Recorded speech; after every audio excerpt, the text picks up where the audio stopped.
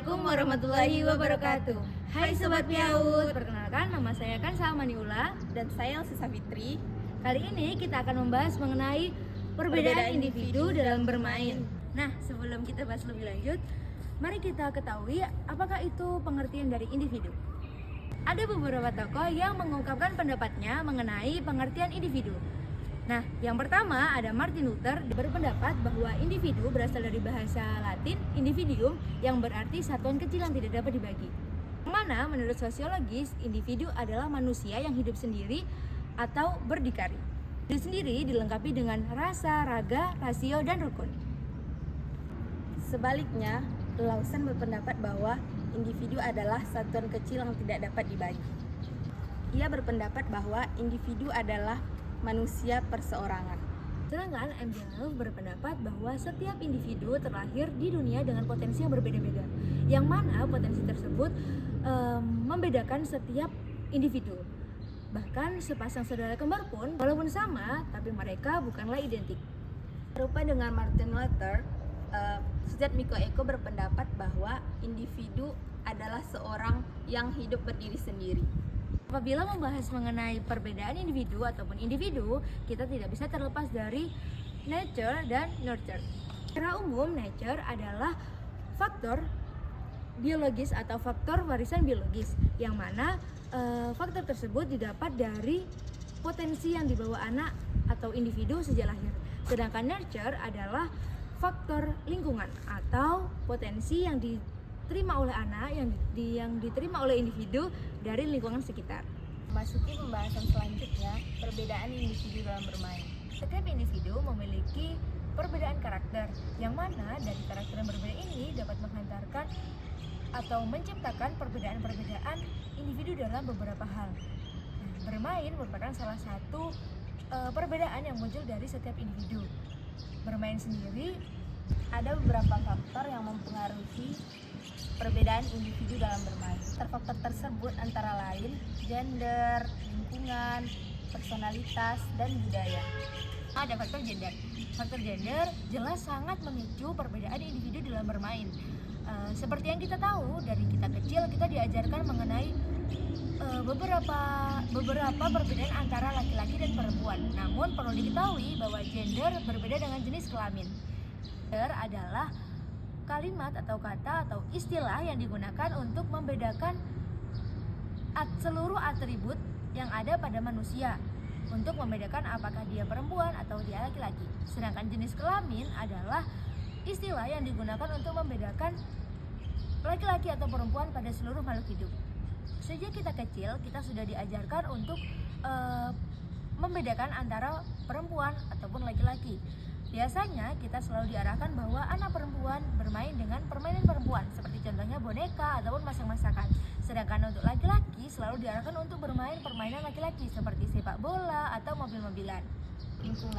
Lingkungan sangat berpengaruh dalam perbedaan individu dalam bermain. Contohnya tuh jika kita berada di lingkungan pantai, pastinya kita juga mengenal sesuatu yang di pantai.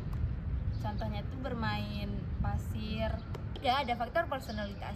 Nah, sebelumnya pasti kita akan bertanya-tanya, sebenarnya personalitas itu apa sih gitu. Jadi sebelum kita bahas lebih lanjut, kita bahas terlebih dahulu mengenai personalitas. Nah, personalitas adalah segala sesuatu yang berhubungan dengan diri seseorang atau identik dengan diri seseorang. Nah, umumnya hal ini atau personalitas sendiri itu dipicu dari pengertian seseorang mengenai dirinya. Biasanya anak usia dini sangat identik dengan pertanyaan-pertanyaan untuk mengenal dirinya atau personalitasnya. Nah, salah satunya seperti apakah aku cantik atau apakah aku ganteng. Sebenarnya dari pertanyaan-pertanyaan itu anak mulai mencoba untuk memahami apakah aku wanita, apakah aku lelaki, dan dari itu dia akan belajar untuk kalau perempuan itu dia cantik, kalau laki-laki dia ganteng, seperti itu. Atau mungkin ketika anak mulai mengenal kalimat atau konsep baik dan nakal, dia akan mencoba untuk mencocokkan kepada dirinya. Nah, seperti halnya ketika dia mengerti konsep baik dan nakal, dia akan mencoba melakukan sesuatu untuk mengundang reaksi orang di sekitarnya.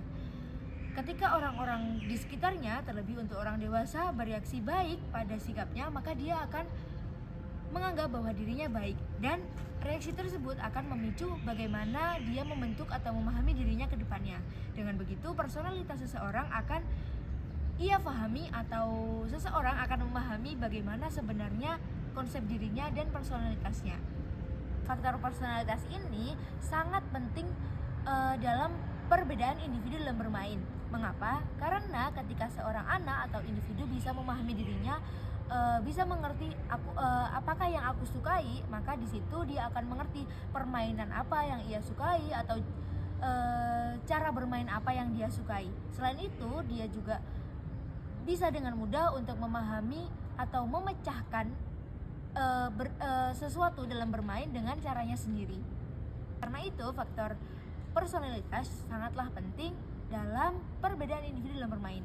Terakhir, ada faktor budaya. Nah, faktor budaya ini juga sangat berpengaruh dalam perbedaan individu dalam bermain. Nah, kenapa?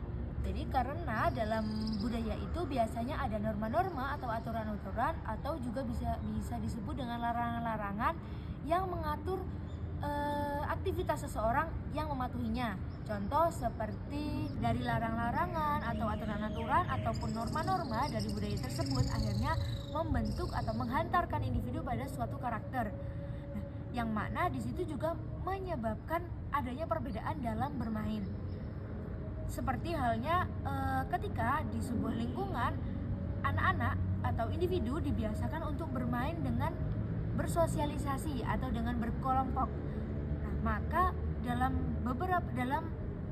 hal bermain, dia akan memilih permainan, atau dia akan lebih menyukai permainan dalam bentuk sosialisasi atau bersama.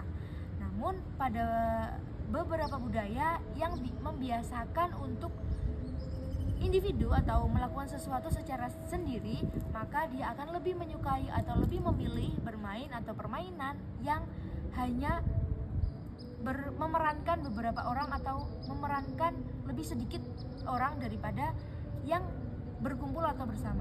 Ketika ada lingkungan yang memiliki budaya bersosialisasi yang tinggi atau sosialitas yang tinggi, seperti mungkin misalnya anak-anak yang terbiasa untuk bermain bersama, memecahkan sesuatu bersama, memecahkan masalah bersama, maka anak-anak atau individu dari lingkungan